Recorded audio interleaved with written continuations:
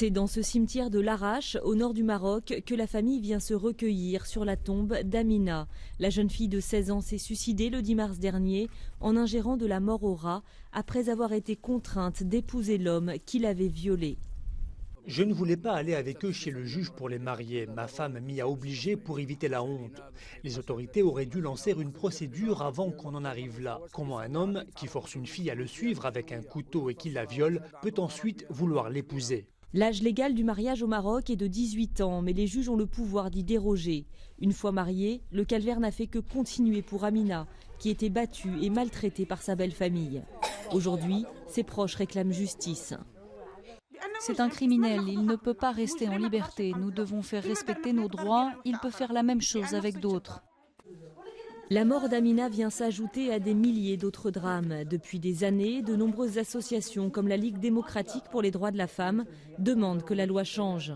En cause, l'application de l'article 475 du Code pénal marocain. Si celui-ci précise qu'un violeur est passible de 5 ans de prison minimum, il lui permet également d'éviter la sanction à une condition.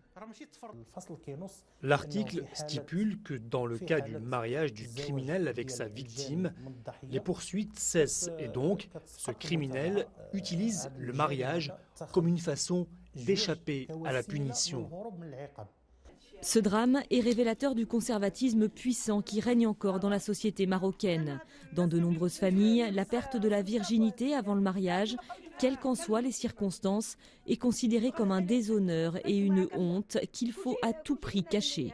C'est un acte de désespoir, mais aussi une condamnation de toute la société marocaine et aussi une interpellation de notre gouvernement et de l'État marocain pour mettre fin à ce drame, pour qu'il n'y ait plus d'autres Amina.